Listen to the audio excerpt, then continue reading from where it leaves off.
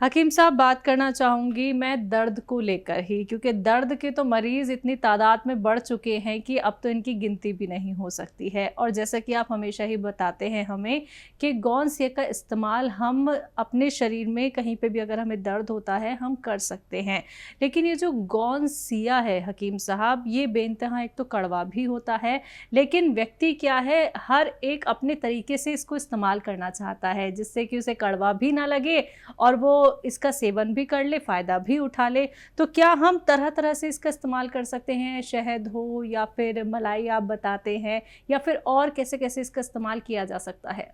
इसका आधा आधा ग्राम हम्म 2 बार हम्म 6 घंटे के फर्क से हमारे पेट में जाना मकसद है जी। वैसे तो इसकी गोली बननी चाहिए हम्म आधा आधा ग्राम की, हम्म तो फिर वो कड़वा भी नहीं लगता और हम्म किसी चीज़ के साथ खाने की ज़रूरत नहीं।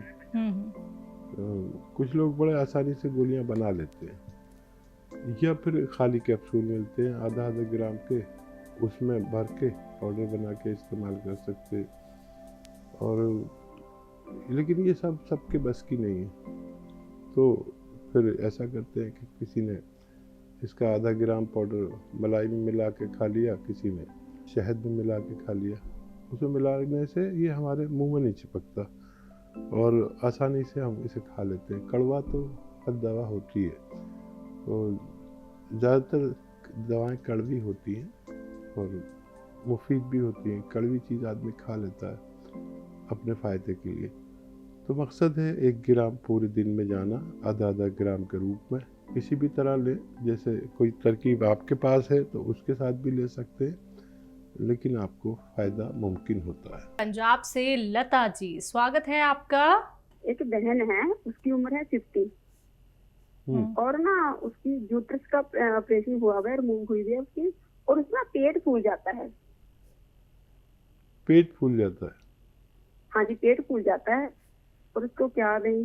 देखिए, पेट के इमराज, पेट के रोगों के लिए काफ़ी नुस्खे मैं बताता हूँ, और वो नुस्खा सबसे कामयाब है। जो 6 चीज़ों वाला नुस्खा मैं बताता हूँ: सौंफ, सौंठ, ज़ीरा, अजवाइन, धनिया, मेथी।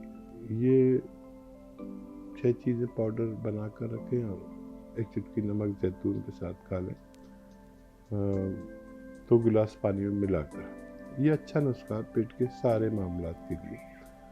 और ज़ीरे का सिरका लें, अगर ज़्यादा ही फूलता है तो ज़ीरे का सिरका लें, और ये भी 2-2 चम्मच 2 बार ले सकते हैं।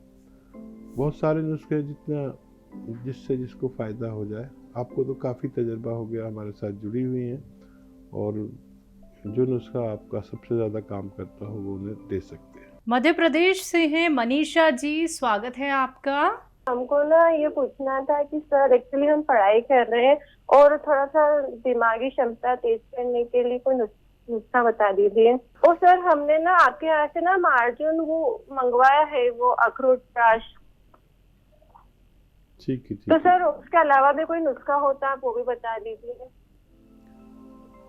देखिए, वही खाएं आप, या तो रोज़ाना 1 चम्मच या 2 बार 2 चम्मच, या फिर अखरोट खाएं 2 और 10 किशमिश उसके साथ खाएं।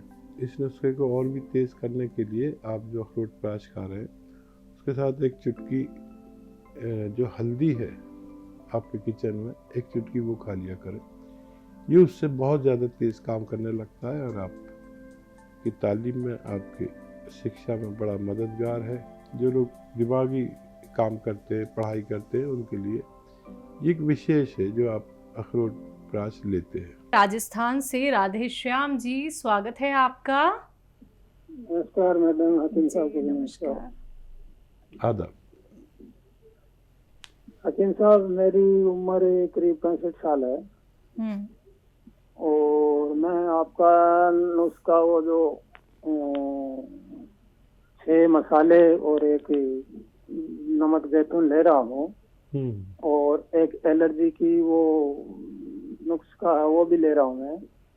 लेकिन मेरे को एक तो कमजोरी बहुत महसूस हो रही है, दूसरा रात को जब सोते हैं ना तो पेट में कुछ अजीब सी एक प्रकार की जो बेचैनी सी रहती है, जो कभी इधर करवट बदलो तो थोड़ा आराम आता है, फिर ये करवट बदलो फिर आराम आता है, फिर सीधे सो फिर आराम आता है, ऐसे काफी टाइम तक ऐसे निकल जाता है। उसके बाद में नींद आती है। और कमजोरी के लिए भी कोई अगर कोई नुस्खा हो तो 2 अंजीर दूध में उबाल कर 2 या 4 भी ले सकते हैं, फिर ये दूध पिया करें आप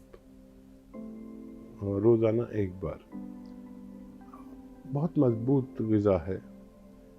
और अंजीर उबालें तो उसे तोड़ तोड़ के डाल दें ताकि वो अच्छे से घुल जाए, और फिर इसको रोज़ाना 1 बार ज़रूर लिया करें। आपके अंदर ये परेशानी अच्छी होना मुमकिन है। पूरन सिंह जी, स्वागत है आपका। हाँ जी, ऐसे बोल रहा हूँ, ये जॉइंट दर्द के लिए पूछ रहा था हकीम साहब से। मैं जॉइंट दर्द बदन दर्द होता है। जॉइंट में दर्द होता है? हाँ। तो देखिए पूरन सिंह जी, एक दर्द है जो अपनी उम्र के हिसाब से आता ही है। 35-40 साल के बाद अब सबको आने लगा। जॉइंट में हो या घुटनों में हो, कमर में हो, हाथ मोहंडों में हो, पैरों में हो, नसों में हो। एक गोंद स्याह नाम का एक गोंद आता है जिसे हम काला गोंद भी आसान भाषा में कह सकते हैं। लेकिन अभी कुछ दिन से इतनी बेईमानी शुरू हो गई कि उसका असली मिलना बड़ा मुश्किल हो गया। गोंद स्याह यानी काला गोंद असली लेना आपकी जिम्मेदारी है। वो बस मात्र आधा ग्राम नाश्ते के बाद और आधा ग्राम रात को खाने के बाद आप ले लिया करें। अगर असली मिल जाए तो आपको फ़ायदा होना मुमकिन है। वज़न ना उठाएं और ऐसा वेस्टर्न टॉयलेट इस्तेमाल करना बेहतर है। ऐसे रोगियों के लिए बहुत ज़रूरी है। बहुत शुक्रिया। कावेरी जी, स्वागत है आपका। कि एक लेडी है जिनके बारे में मेरे बेटे ने बात की थी, वो पहले एस्केयर और एस्केयर ले रही हैं अभी तक और उनका वो फिनिश हो गया है, एस्केयर और एस्केयर। लेकिन मुझे समझ नहीं आया, मैं अपनी जानकारी के लिए जानना चाहती हूँ कि उनको बताया गया था कि नसें फूली हुई हैं, डॉक्टर ने कहा पानी भर गया है, ऑपरेशन होगा। कि नसें फूलना ऑपरेशन का मुझे समझ नहीं आता। और एस्केयर शायद ये गोंद स्याह के सब्स्टिट्यूट में, और एस्केयर S for fat I mean फरिश्ता। तो इसका क्या यूज है? क्या ये नसों के लिए ही उनको दिया गया है? और मैं साथ में ये भी पूछना चाहूंगी कि वो इसी को कंटिन्यू करें या गोंद स्याह ले। तबीयत कैसी है उनकी? एक क्वेश्चन तो ये है। और दूसरा क्वेश्चन है कि तलब के लिए जब हम जैतून का छिलका किसी को देते हैं तो उसमें भी क्या अदरक और लहसुन मिलाना पड़ता है, जो 3 चीजें आप बताते हैं, प्योर देना है? And third question is, ma'am लिख लीजिए कि कोई मेनोपॉज के लिए क्या करना चाहिए लेडीज को?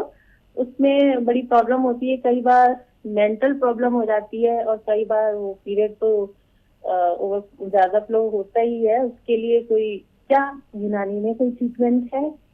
कोई कुछ ध्यान रखना चाहिए? Already this is natural, but फिर भी मैं पूछना चाहूंगी। एंड नेक्स्ट क्वेश्चन इज कि कलौंजी के सिरके में भी क्या अदरक, नींबू, लहसुन मिलाना होता है जब किसी चीज के लिए हम लेते हैं? और नेक्स्ट क्वेश्चन इज कि खुजली के लिए तो आप बताते हैं अलसी, नमक, जैतून और उसमें एक चुटकी जीरा। क्या यूटीआई इंफेक्शन के लिए जो मैंने किया था अलसी या नमक, क्या उसमें भी हमें डालना था 1 चुटकी सोडा या डालना चाहिए? ये क्वेश्चन है। और एक और क्वेश्चन मेरे हस्बैंड के लिए है कि उनको नजला रहता था, मैंने बताया बचपन से, वो उनका ठीक हो गया है काफी, 50%, मोर देन 50%। अभी उनको हाल ही में नजला हुआ ये कि नहाने के तुरंत बाद, नहा के बाथरूम से निकले तो नाक से पानी टपकने लगा। ऐसा क्यों होता है कि नहाने बाथरूम से निकलते ही? तो इस तरह से उनको होता है, पानी बहुत टपकता रहा। लेकिन पहले जैसी कंडीशन इतनी ज्यादा सीरियस नहीं थी जैसे पहले हो जाती थी, बहुत ज्यादा दिक्कत होती थी उनको। तो ये मेरे क्वेश्चन है, तो प्लीज बताइएगा। ये बताइए, वो खातून, वो महिला जो एफ केयर और एस केयर ले रहे हैं, उनकी तबीयत कैसी है? कुछ फायदा है? हाँ, उनको फायदा है। तभी वो ये पूछ रहे थे हम इन्हीं को मंगाए, और हमने इंटरनेट ने कहा था मेरे बेटे ने कि गोंसिया बहुत अच्छा है, मम्मी ले रही। तो उनके लिए क्या सजेशन है? ये एस केयर का क्या यूज है और एस केयर का? ठीक है। एफ फॉर फैट जैसे आपने कहा, ये अगर खून में चर्बी हो तो उसको निकाल देता है, तो खून पतला हो जाता है एक तो। और हमारे जिस्म में एक उम्र में, जैसे जिस उम्र में मैं या आप होंगे, तो उसमें चर्बी कम होनी चाहिए खून में, ख़ास तौर पर कोलेस्ट्रॉल कम से कम हो तो हमें मदद मिलती है, और थोड़ा वज़न भी कम हो जाता है और तहरीक आती है, यानी एक्टिव होता है आदमी एफ केयर से, और हर जगह से चर्बी को तहलील करता है, यानी पिघलाता है। और वो एस केयर फ़ायदा कर रहा है तो वही लें, और लगातार कई महीने लें, और वही एहतियात जो सबके लिए है उनके लिए भी वेस्टर्न टॉयलेट इस्तेमाल करें, और सारी बातें फॉलो करें, वज़न ना उठाएं।